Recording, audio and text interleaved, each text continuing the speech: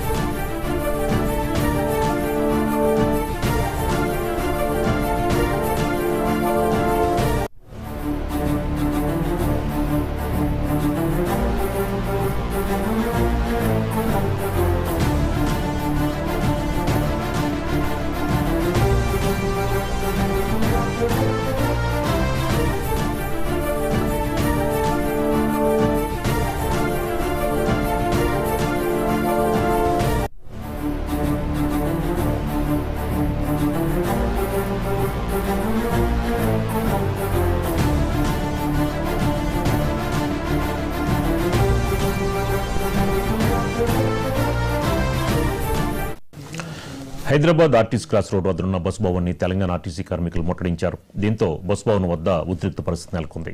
దీనికి సంబంధించి మనకి మరింత ఇన్ఫర్మేషన్ మా కరెస్పాండెంట్ రామ్ నరేష్ అందిస్తారు లైవ్ లో. రామ్ నరేష్, ఏంటి 7వ తారీఖు నుంచి సమ్మె జరిగే అవకాశం ఉందా? మరి ఈ లోపల కూడా మంత్రితో కూడా మాట్లాడినట్టు తెలుస్తుంది. ఏంటి మీ దగ్గర ఉన్న అప్డేట్స్ ఏంటి?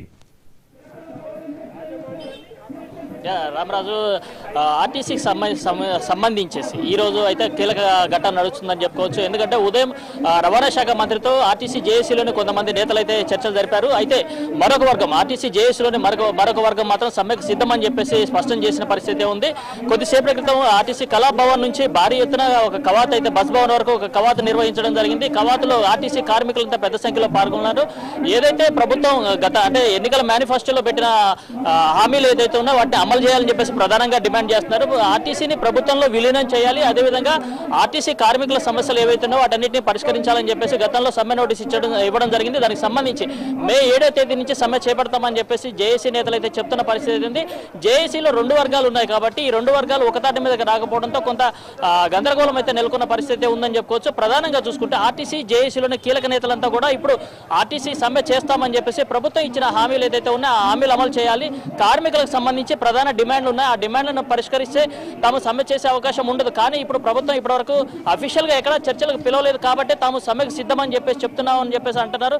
మనతో పాటు ఆర్టీసీ జేఏసీ నేతలు థామస్ రెడ్డి ఉన్నారు. చెప్పండి, అంటే మీరు ఈ కవాతు ఎందుకు నిర్వహించారు? సమ్మె చేసే అవకాశాలు అయితే ఉన్నాయంటారా? అలా మూడు నెలల నుంచి మేము సమ్మె నోటీస్ ఇస్తే యాజమాన్యము ప్రభుత్వం పట్టించుకోలేదు. జెన్యూన్ సమస్యలు, ఇటు దుర్భరమైన పరిస్థితి, నిర్బంధంలో డ్యూటీలు, కార్మికులు అటాన్ మరణాలతో ఉన్నారు. తర్వాత సంక్షేమ పథకాల డబ్బులు తీసుకున్నారు, జీతాలు రిటైర్డ్ అయిన వాళ్ళకి ఇవ్వట్లేదు. తర్వాత ఉద్యోగం ఎవరికైతే బ్రెడ్ విన్నర్ స్కీమ్లో ఉన్న వాళ్ళకి రెగ్యులర్ ఇవ్వకుండా కన్సాలిడేట్ పేలో ఇచ్చిండ్రు. రెండోది కాంగ్రెస్ పార్టీ ఏమో అధికారంలోకి వచ్చే ముందు ఆ పార్టీ చేయలేదు కాబట్టి మేము మేనిఫెస్టోలో వాళ్ళ మేనిఫెస్టో పేజీ నెంబర్ 14లో 6 అంశాలు పెట్టిండ్రు. ఆర్టీసీ ఉద్యోగులను ప్రభుత్వంలో విలీనం చేస్తాం, వాళ్ళ బకాయిలు ఇస్తాం, వాళ్ళ 2 పిఆర్సీలు ఇస్తాం, 2021 పిఆర్సీని ప్రభుత్వ ఉద్యోగులతో ఈక్వల్ గా ఇచ్చి అన్ని ఫెసిలిటీస్ ఇస్తాం, కొత్త బస్సులు కొని మేమే కొత్త బస్సులు కొని ఆర్టీసీని ఆధునీకరిస్తాం, యూనియన్లు ఇస్తామని చెప్పాను. ఈ రోజు మంత్రి గారితో, రవాణా శాఖ మంత్రి గారితో ఈ రోజు మీ ఆర్టీసీకి సంబంధించిన కొంతమంది నేతలు వెళ్ళి చర్చలు జరిపారు కదా, దాని ఉద్దేశం ఏంటి? ఇవాళ వాళ్ళు నేతలు కాదు, సంఘాలు కాదు. ఇవాళ అశ్వత్థామరెడ్డి అనేటోనికి సంఘం లేదు, మా సంఘం నుంచి వెలివేసినాం. అటువంటి యాజమాన్యం పిలిచి కూర్చోబెట్టి అక్కడికి పంపిస్తా ఉన్నది. అది మేము ధర్మం కాదంటా ఉన్నాం. ఇలా 7 సంఘాలు, జనబలం ఉన్నటువంటి సంఘాలు సమ్మె నోటీస్ ఇచ్చి 3 మాసాలు అయింది. ఇవాళ మా బలమేందో 5 సార్లు చూపెట్టినాం. మేము ఇందిరా పార్కులో భారీగా ధర్నా చేసినాం, బస్సు భవన్ ముట్టడి చేసినాం, సమ్మె నోటీసు రోజు ఇచ్చినాం, లేబర్ కమిషనర్ దగ్గర ఇచ్చినాం. ఇవాళ కూడా మా కవాత్ ఎందుకు పెట్టినామంటే ఇప్పటికైనా మేము ఏకపక్షంగా పోవద్దు, ప్రభుత్వం యాజమాన్యానికి అర్థం కావాలి, వాళ్ళ సీరియస్నెస్ ఎంత ఉందో తెలుసుకొని చర్చలకు పిలిచి చేస్తారు అన్న దాంతో కవాతు పెట్టి సక్సెస్ఫుల్ గా కార్మికులు ఎంత ఆవేదనతో వచ్చిందో మీరు చూసారు. కానీ రవాణా శాఖ మంత్రి నిన్న కూడా ఏది సిద్దిపేట జిల్లాలో పర్యటించినప్పుడు క్లియర్ గా చెప్పారు, ఆర్టీసీ సిబ్బంది కానీ అదేవిధంగా కార్మిక నేతలు కానీ ఎవరైనా వస్తే చర్చలకు సిద్ధంగా ఉన్నాము అని చెప్పారు కదా, మరి మీరు ఎందుకు వెళ్ళట్లేదు? ఇవాళ ఆర్టీసీ ఉద్యోగులని సమ్మె ఇచ్చినటువంటి సంఘాలని పిలిచే పద్ధతి ఇదేనా అని అడుగుతున్నా మీ ద్వారా. ఇవాళ 7 సంఘాలు ఉంటే 7 సంఘాలకి యాజమాన్యం ద్వారా పిలిపించి మీ ఛాంబర్లో పిలిపించి, గతంలో కూడా చాలా మంది ట్రాన్స్పోర్ట్ మినిస్టర్లు ప్రభుత్వాలు పిలిచి చేసినాయి. ఆ విధంగా మీరు పిలిచి యాజమాన్యాన్ని యూనియన్లను పిలిచి ఇచ్చిన మెమోరాండం మీద డిస్కస్ చేపించి దాని మీద అవగాహనకు రావాలి. అప్పుడు ఆమోదయోగ్యంగా ఉంటుందా ఉండదా చూడాలి. మా బాధలు మీకు చెప్తాం, మీ ఇబ్బందులు మాకు చెప్తే మేము ఏం చేయాలనేది చేస్తాం. రెండోది ఏకపక్షంగా అవుతాయని మేము అనుకుంటలేం.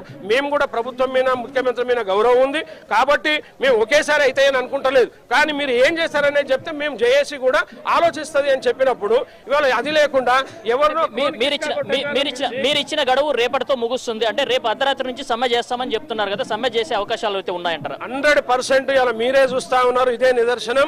40,600 మందిలో ఇలా అధికారులు 600 మంది పోతే 40,000 మంది ఉద్యోగులు ఆర్టీసీ సమ్మెలో రేపు 7వ తారీఖు ఫస్ట్ బస్సు నుంచి ఉంటారు.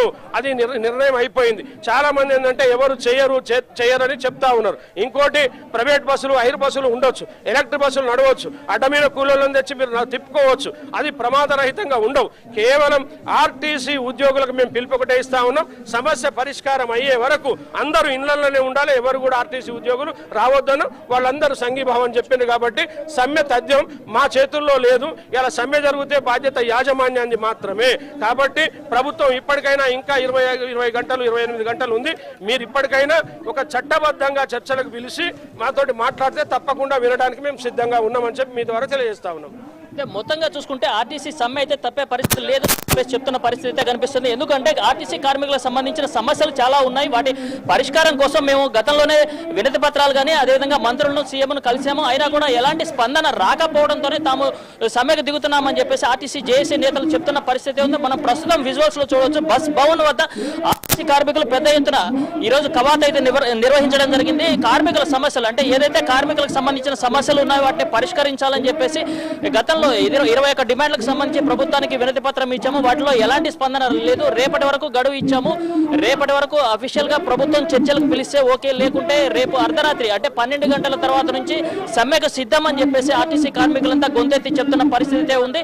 మొత్తంగా చూసుకుంటే ఆర్టీసీలో కొన్ని యూనియన్ల మధ్య మద్దతు లేకపోయినప్పటికీ మెజారిటీగా ఉన్న యూనియన్లు మాత్రం ఈ సమ్మె సిద్ధం అని చెప్పేసి చెప్తున్న పరిస్థితి ఉంది. ఎక్కడ కూడా అంటే ఇప్పటివరకు చెప్తున్న దాని ప్రకారం ప్రధాన డిమాండ్లు ఏదైతే ఉన్నాయో ఆర్టీసీని ప్రభుత్వంలో విలీనం చేయాలి, అదేవిధంగా పని భారం తగ్గించాలి, ఉద్యోగ భద్రత కల్పించాలి, పెండింగ్ బకాయిలు చెల్లించాలని చెప్పేసి ప్రధానంగా డిమాండ్ చేస్తున్నారు. మరోవైపు ఆర్టీసీని ప్రైవేట్ పరం చేసేందుకు ఎలక్ట్రిక్ బస్సులు తీసుకొస్తున్నారు. వాటిని ప్రభుత్వమే కొనుగోలు చేసి ఆర్టీసీ సిబ్బందితో వాటిని మెయింటైన్ చేయాలని చెప్పేసి వీళ్ళు ప్రధానంగా డిమాండ్ చేస్తున్నారు. ప్రభుత్వం ఇప్పటివరకు అంటే మేడే రోజు సీఎం కూడా క్లియర్ గా చెప్పడం జరిగింది కార్మికుల సమస్యలు పరిష్కరిస్తామని. కానీ ఇప్పటివరకు చర్చలకు పిలవలేదు కాబట్టి తాము సమ్మెకు పాల్పడాల్సిన పరిస్థితి ఉందని చెప్పేసి కార్మికులంతా చెప్తున్న పరిస్థితి ఉంది. ప్రధానంగా ఏదైతే డిమాండ్లు ఉన్నాయో ఆ డిమాండ్లను పరిష్కరించుకుంటే 6వ తారీఖు అర్ధరాత్రి ఫస్ట్ బస్ అంటే 6వ తారీఖు 12 గంటల తర్వాత ఏదైతే ఫస్ట్ బస్సు ప్రారంభమవుతుందో అక్కడి నుంచే సమ్మె ప్రారంభమవుతుంది. ఉద్యోగులు ఎవరు కూడా విధుల్లోకి రారు అని చెప్పేసి జేఏసీ నేతలు అయితే చెప్తున్న పరిస్థితి ఉంది. Ramaraju. Right, thank you Ram Naresh.